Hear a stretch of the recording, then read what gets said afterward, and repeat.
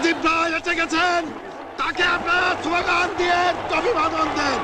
শেখ মুজিবের পথ ধরো, বাংলাদেশ স্বাধীন করো, মুজিব ভাইয়ের পথ ধরো, বাংলাদেশ স্বাধীন করো, পাশের মাঠে তৈরি করো, বাংলাদেশ স্বাধীন করো, বীর বাঙালি অস্ত্র ধরো, বাংলাদেশ স্বাধীন করো।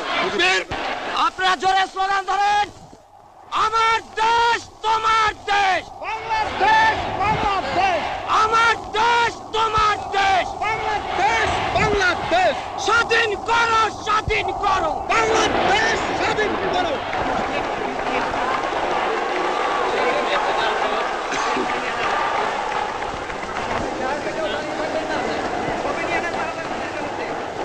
ভাইরা আমার, আজ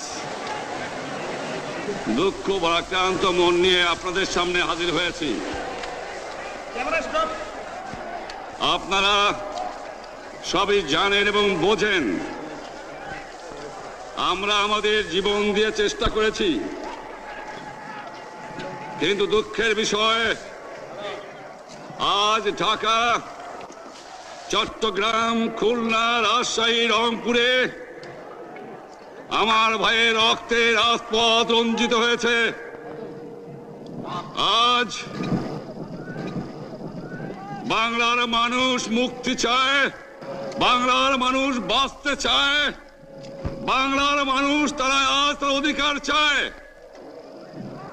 কিন্তু দুঃখের বিষয়, আজ দুঃখের সঙ্গে বলতে হয় 23 বছরের করুণ ইতিহাস, বাংলার অত্যাচারের, বাংলার মানুষের রক্তের ইতিহাস, 23 বছরের ইতিহাস, মুমূর্ষ নরনারীর আর্তনাদের ইতিহাস, বাংলার ইতিহাস, এদেশের মানুষের রক্ত দিয়ে রাজপথ রঞ্জিত করার ইতিহাস। 1952 সালে রক্ত দিয়েছি, 1954 সালে নির্বাচনে জয়লাভ করেও আমরা গদিতে বসতে পারি নাই। 1958 সালে আইয়ুব খান মার্শাল ল জারি করে 10 বছর পর্যন্ত আমাদের গোলাম করে রেখেছে। 1967 সালে 6 দফার আন্দোলনে 7ই জুনে আমার ছেলেদের গুলি করে হত্যা করা হয়েছে। 1969 আন্দোলনে আইয়ুব খানের পতন হওয়ার পরে যখন ইয়াহিয়া খান সাহেব সরকার নিলেন, তিনি বললেন দেশে শাসনতন্ত্র দেবেন, গণতন্ত্র দেবেন, আমরা মেনে নিলাম। তারপরে অনেক ইতিহাস হয়ে গেল, নির্বাচন হলো। আপনারা জানেন দোষ কি আমাদের? আজকে আমি প্রেসিডেন্ট ইয়াহিয়া খান সাহেবের সঙ্গে দেখা করেছি, আপনারা জানেন, আলাপ আলোচনা করেছি। আমি শুধু বাংলার নয়, পাকিস্তানের মেজরিটি পার্টির নেতা হিসাবে তাকে অনুরোধ করলাম 15ই ফেব্রুয়ারি তারিখে আপনি জাতীয় পরিষদের অধিবেশন দেন। তিনি আমার কথা রাখলেন না, তিনি রাখলেন ভুট্টো সাহেবের কথা। তিনি বললেন প্রথম সপ্তাহে মার্চ মাসে হবে, তিনি মানে নিলেন। আমরা বললাম ঠিক আছে, আমরা অ্যাসেম্বলিতে বসবো, আমরা আলোচনা করব। আমি বললাম বক্তৃতার মধ্যে, অ্যাসেম্বলির মধ্যে আলোচনা করব। এমনকি আমি এ পর্যন্ত বললাম যদি কেউ ন্যায্য কথা বলে, আমরা সংখ্যায় বেশি হলেও একজন যদিও সে হয়, তার ন্যায্য কথা আমরা মেনে নেব। আসুন বসি, আমরা আলাপ করে শাসনতন্ত্র তৈরি করি। তিনি বললেন পশ্চিম পাকিস্তানের মেম্বাররা যদি এখানে আসে তাহলে কসাইখানা হবে অ্যাসেম্বলি। যদি কেউ অ্যাসেম্বলিতে আসে তাহলে পেশোয়ার থেকে করাচি পর্যন্ত দোকান জোর করে বন্ধ করা হবে, তারপরেও যদি কেউ আসে তাকে সন্ন্যাসার করা হবে। আমি বললাম অ্যাসেম্বলি চলবে। তারপরে হঠাৎ 1 তারিখে অ্যাসেম্বলি বন্ধ করে দেওয়া হলো। কি পেলাম আমরা?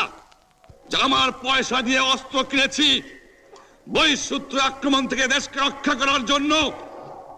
আজ সেই অস্ত্র ব্যবহার হচ্ছে আমার দেশের গরিব দুঃখিনী আস্ত মানুষের বিরুদ্ধে, তার বুকের উপরে হচ্ছে গুলি। আমরা পাকিস্তানের সংখ্যাগুরু, আমরা বাঙালিরা যখনই ক্ষমতায় যাওয়ার চেষ্টা করেছি, যখনই এদেশের মালিক হবার চেষ্টা করেছি, তখনই তারা আমাদের উপর ঝাঁপিয়ে পড়েছেন। তারা আমাদের ভাই। আমি বলেছি তাদের কাছে এই কথা যে আপনারা কেন আপনার ভাইয়ের বুকে গুলি মারবেন? আপনাদের রাখা হয়েছে যদি বহিঃশত্রু আক্রমণ করে তার থেকে দেশকে রক্ষা করার জন্য। তারপরে উনি বললেন যে আমার নামে বলেছেন, আমি নাকি বলে স্বীকার করেছি যে 10 তারিখে রাউন্ড টেবল কনফারেন্স হবে। আমি উনাকে একথা বলে দেবার চাই, আমি তাকে তা বলি নাই। টেলিফোনে আমার সঙ্গে তার কথা হয়। তাকে আমি বলেছিলাম, জনাব ইয়াহিয়া খান সাহেব, আপনি পাকিস্তানের প্রেসিডেন্ট, দেখে যান, ঢাকায় আসেন কিভাবে আমার গরিবের উপরে, আমার বাংলার মানুষের বুকের উপরে গুলি করা হয়েছে, কি করে আমার মায়ের কোল খালি করা হয়েছে, কি করে মানুষকে হত্যা করা হয়েছে। আপনি আসুন, দেখুন, বিচার করুন, তারপরে আপনি ঠিক করুন। আমি এই কথা বলেছিলাম। হঠাৎ আমার সঙ্গে পরামর্শ না করে বা আমাদের সঙ্গে আলোচনা না করে 5 ঘন্টা গোপনে বৈঠক করে যে বক্তৃতা তিনি করেছেন এবং যে বক্তৃতা করে অ্যাসেম্বলি করেছেন, সমস্ত দোষ তিনি আমার উপরে দিয়েছেন, বাংলার মানুষের উপরে দিয়েছেন।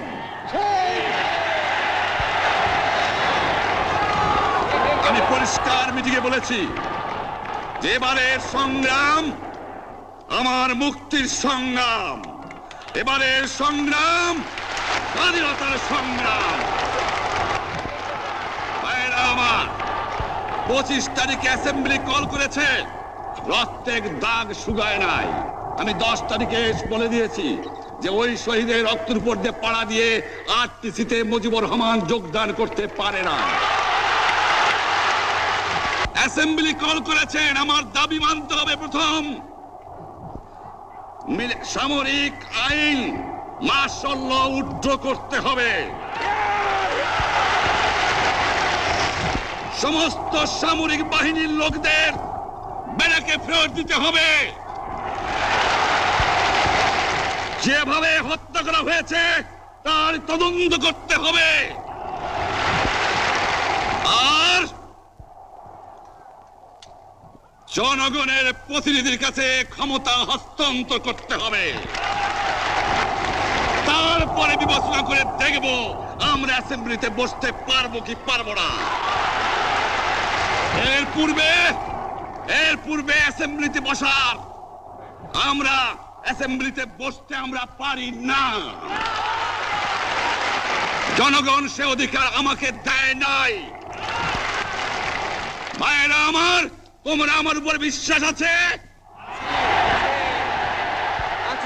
আমি প্রধানমন্ত্রিত্ব চাই না, আমরা দেশের মানুষের অধিকার চাই। আর যদি একটা গুলি চলে, আর যদি আমার লোকের উপর হত্যা করা হয়, তোমাদের উপর কাছে আমার অনুরোধ রইল, প্রত্যেক ঘরে ঘরে দুর্গ করে তোলো। তোমাদের যা কিছু আছে তাই নিয়ে শত্রুর মোকাবেলা করতে হবে এবং জীবনের তরে রাস্তাঘাট যা যা আছে সব কিছু আমি যদি হুকুম দেবার নাও পারি, তোমরা বন্ধ করে দেবে। তোমরা আমার ভাই, তোমরা বাড়াকে থাকো, কেউ তোমাদের কিছু বলবে না। কিন্তু আর আমার বুকের পর গুলি চালাবার চেষ্টা করো না, ভালো হবে না। 7 কোটি মানুষকে তাবা রাখতে পারবো না। আমরা যখন মরতে শিখেছি তখন কেউ আমাদের দবাতে পারবে না। যে পর্যন্ত আমার এই দেশের মুক্তি না হবে, খাজনা ট্যাক্স বন্ধ করে দেওয়া হলো, কেউ দেবে না।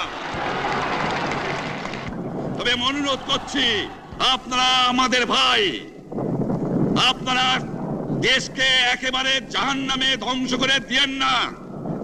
জীবনে আর কোনোদিন আপনাদের মুখ দেখা দেখি হবে না। যদিও আমরা শান্তিপূর্ণভাবে আমাদের ফয়সালা করতে পারি, তাহলে অন্তপক্ষে ভাই ভাই হিসেবে বাস করার সম্ভাবনা আছে। সেই জন্য আপনাদের অনুরোধ করছি, আমার এই দেশে আপনারা মিলিটারি শাসন চালাবার চেষ্টা আর করবেন না। দ্বিতীয় কথা, প্রত্যেক গ্রামে, প্রত্যেক মহল্লায় প্রত্যেক ইউনিয়নে, প্রত্যেক সাব ডিভিশনে আওয়ামী লীগের নেতৃত্বে সংগ্রাম পরিষদ গড়ে তোলো এবং তোমাদের যা কিছু আছে তাই নিয়ে প্রস্তুত থাকো। মনে রাখবা, রক্ত যখন দিয়েছি, রক্ত আরো দেব, এই দেশের মানুষকে মুক্ত করে ছাড়বো ইনশাআল্লাহ। এবারে সংগ্রাম আমাদের মুক্তির সংগ্রাম, এবারে সংগ্রাম স্বাধীনতার সংগ্রাম। আপনারা আমার উপরে বিশ্বাস নিশ্চয়ই রাখেন। জীবনে আমার রক্তের বিনিময়েও আপনাদের সঙ্গে বেঈমানি করি নাই। প্রধানমন্ত্রিত্ব দিয়ে আমাকে নিতে পারে নাই, ফাঁসি কাস্টে আসামি দিয়ে আমাকে নিতে পারে নাই। যে রক্ত দিয়ে আপনারা আমাকে একদিন জেলের থেকে বার করে নিয়ে এসেছিলেন, এই রেসকোর্স ময়দানে আমি বলেছিলাম আমার রক্ত দিয়ে আমি রক্তের ঋণ শোধ করবো, মনে আছে? আমি রক্ত তোমার জন্য প্রস্তুত। আমাদের মিটিং এইখানেই শেষ। আসসালামু আলাইকুম। জয়